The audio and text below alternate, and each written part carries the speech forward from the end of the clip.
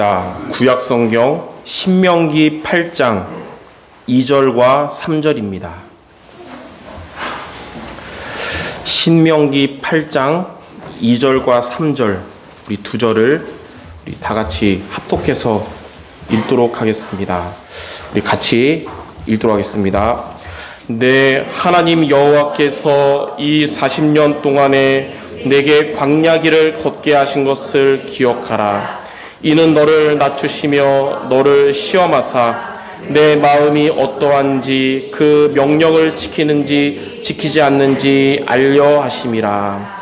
너를 낮추시며 너를 줄이게 하시며 또 너도 알지 못하며 내 조상들도 알지 못하던 만나를 내게 먹이신 것은 사람이 떡으로만 사는 것이 아니요 여호와의 입에서 나오는 모든 말씀으로 사는 줄을 내가 알게 하려 하심이라.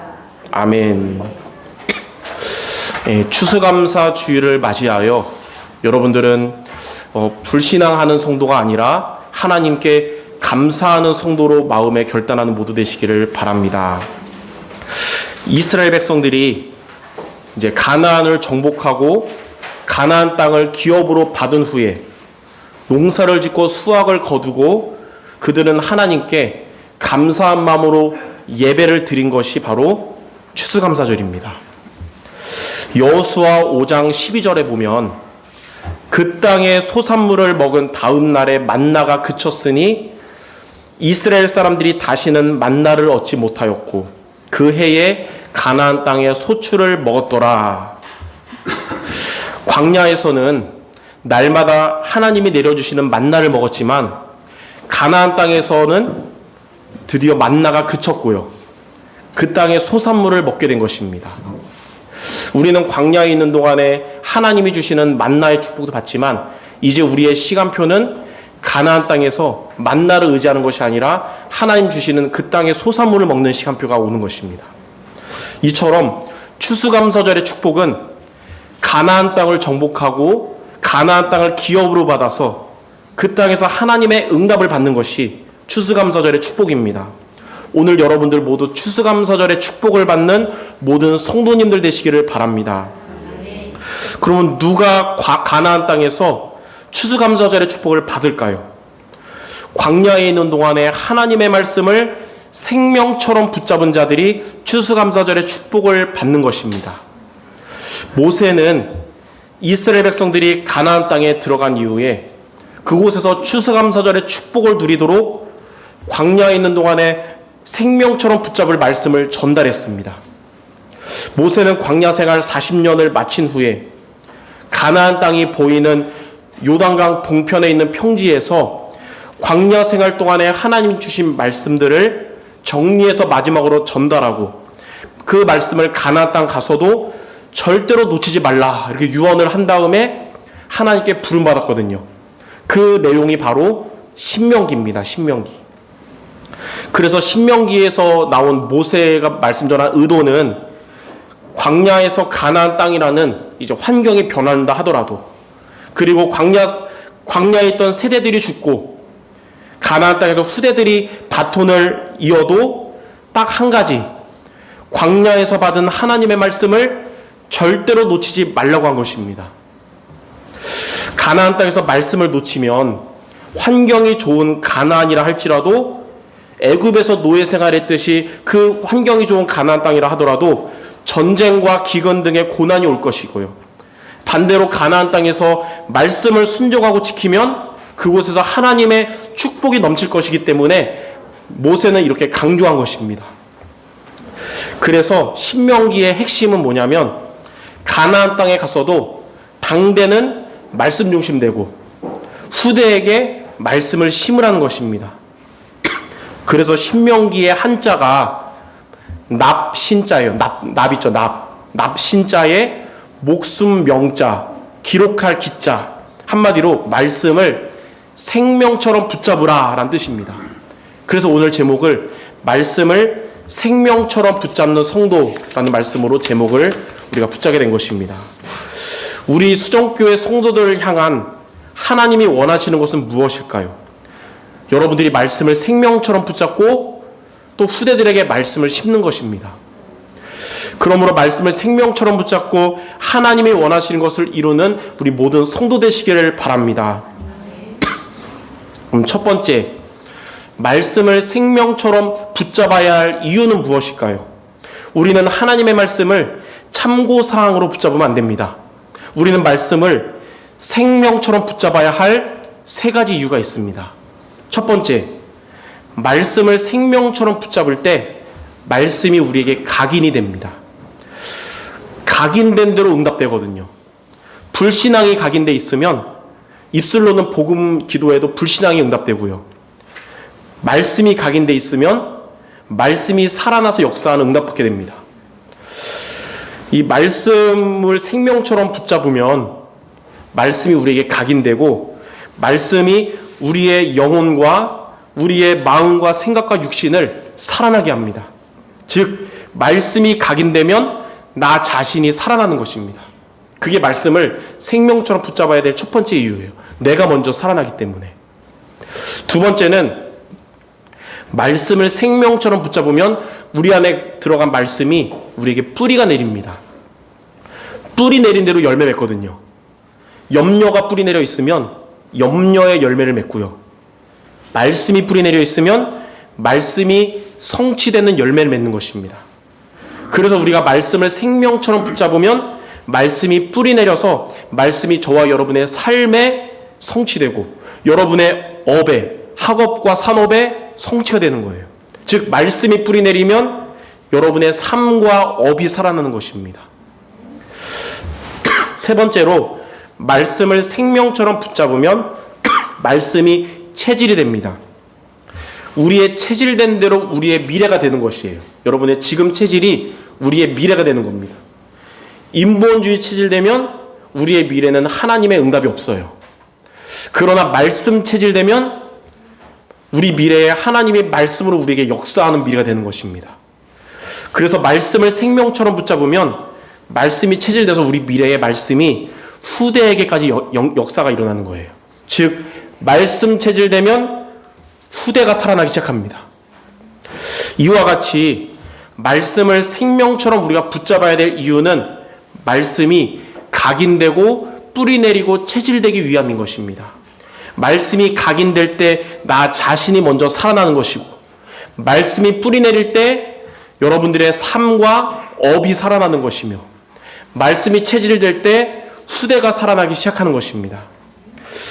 여러분들 응답받을 게 많겠지만 나 자신이 살아나고 내 삶과 내 업이 살아나고 우리의 후대가 살아나는 것이 가장 중요한 응답인 것입니다. 그래서 모세는 이스라엘 백성들에게 이 응답 받도록 말씀을 생명처럼 붙잡으라 라고 말한 겁니다. 그게 바로 신명기인 거예요. 그래서 오늘 여러분들 말씀을 생명처럼 붙잡는 마음에 결단하는 모두 되시기를 바랍니다. 그러면 두 번째로 말씀을 우리가 생명처럼 붙잡으려면 우리는 어떻게 하면 됩니까? 하나님은 이스라엘 백성들을 40년간 광야에서 훈련시키신 이유는 가나안에 들어가기 전에 먼저 말씀을 생명처럼 붙잡게 하시기 때문에 그런 것입니다. 오늘 우리가 읽었던 신명기 8장 2절 3절에 보면 내 하나님 여호와께서 이 40년 동안에 내게 광야의 길을 걷게 하신 것을 기억하라. 이는 사람이 떡으로만 사는 것이 아니라 여호와의 입에서 나오는 모든 말씀으로 사는 줄을 내가 알게 하려 하심이라. 모세가 지난 40년간 광야에서 하나님이 주신 말씀을 세 가지로 정리해서 40년간 많은 말씀 들었을 거 아닙니까? 세 가지로 정리해서 이제 백성들에게 전달한 겁니다. 그게 신명기예요. 이게 바로 이 세 가지가 지금 저와 여러분이 붙잡을 말씀이고 우리가 후대들에게 심겨줘야 될 말씀인 겁니다. 그 세 가지를 제가 그래서 지난주 3주 동안에 하나씩 전달한 거거든요. 자, 첫 번째는 뭐냐면 새 절기의 언약을 붙잡으라. 우리는 새 절기의 언약을 붙잡아야 됩니다. 새 절기 언약이란 유월절, 맥추절, 수장절 언약입니다.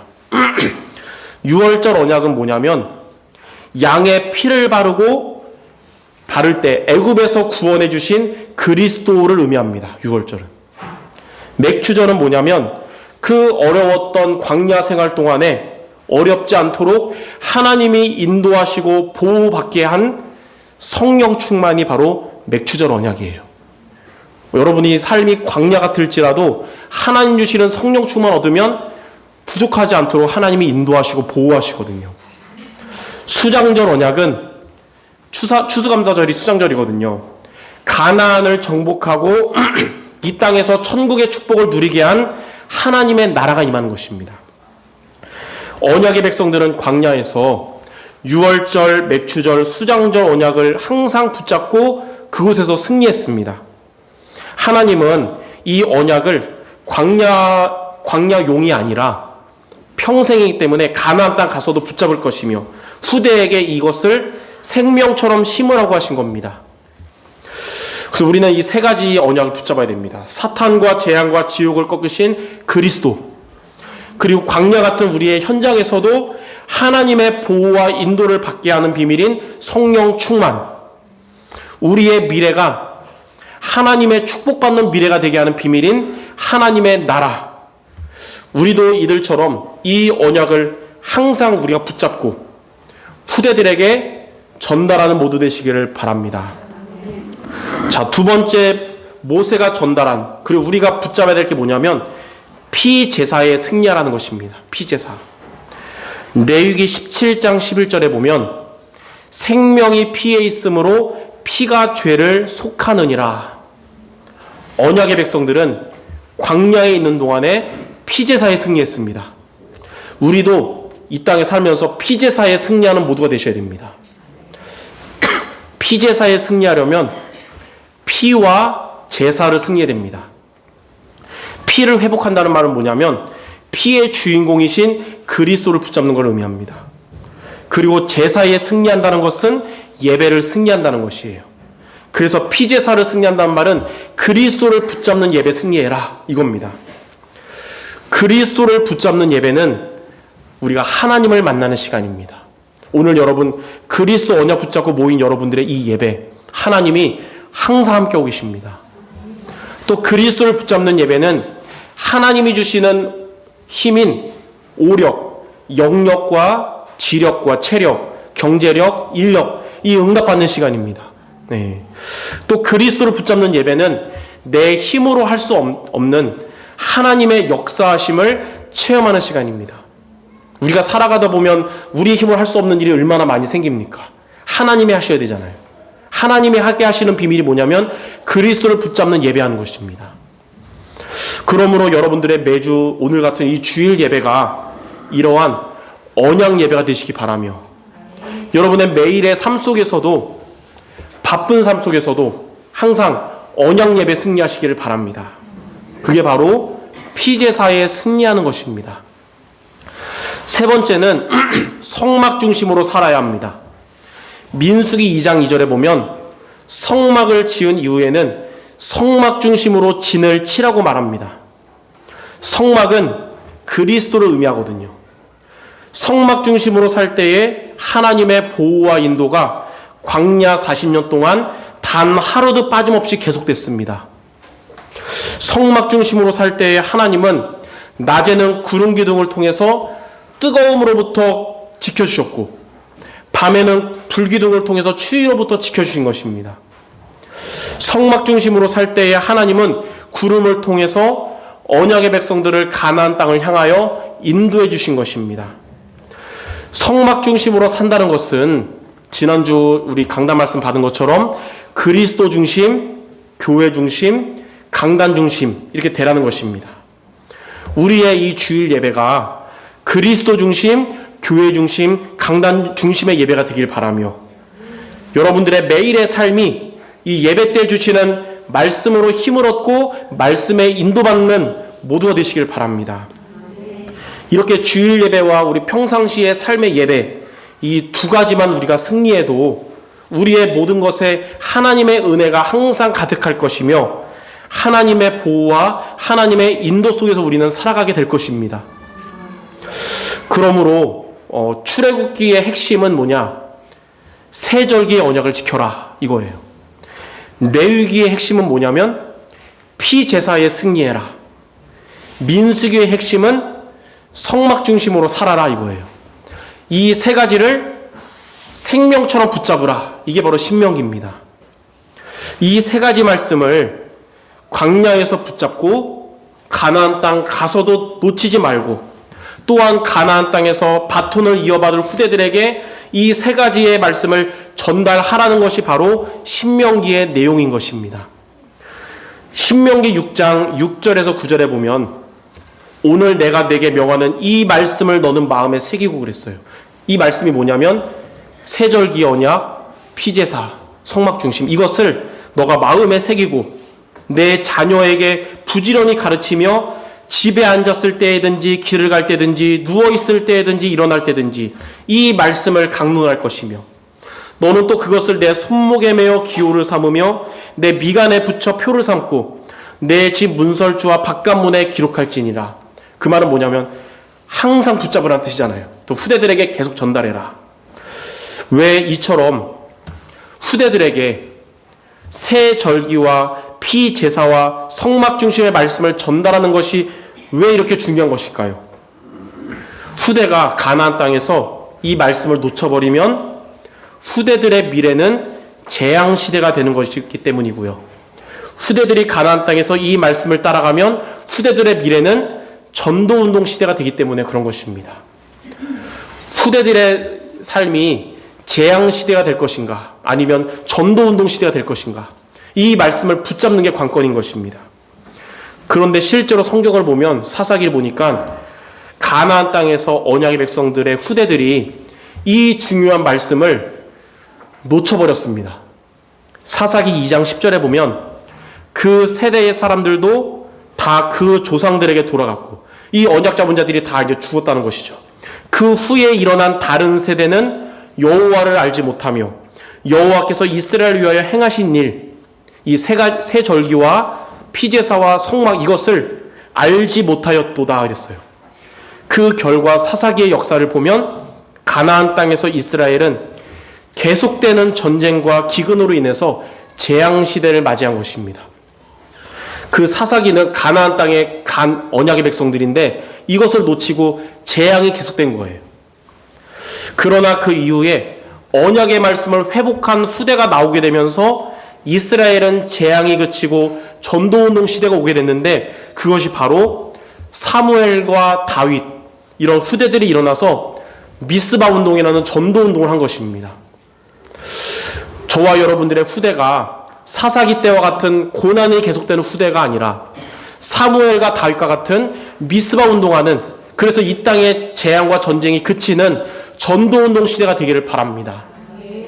그러기 때문에 각인 뿔이 체질될 정도로 말씀 중심되는 여러분 되길 바라며 후대들에게 다른 것 이전에 말씀을 전달하는 여러분 되기를 주님의 이름으로 축원합니다.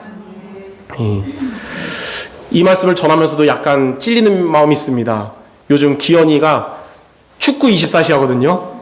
예, 축구 누가 이기고 하면서 내가 복음만 심어야 되는데 복음과 축구를 심었구나. 예, 말씀 전하면서 반성이 되거든요. 예, 여러분들도 말씀도 심지 말고 말씀을 심는 여러분 되기 바랍니다. 그래서 오늘 우리 미션이 크게 두 가지예요. 나 자신은 말씀 중심, 후대에게는 말씀 전달. 이것을 여러분들이 붙잡는 모두 되기 바랍니다. 자, 세 번째, 이렇게 우리가 말씀을 생명처럼 붙잡으면 하나님은 어떻게 우리에게 응답을 주실까요?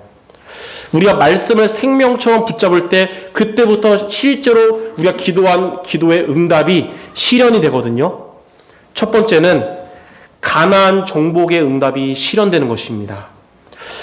아까 읽었듯이 신명기 8장 2절, 40년간 광야 길을 걷게 하신 이유는 사람이 떡으로만 살 것이 아니라 하나님의 말씀으로 살게 하심이라.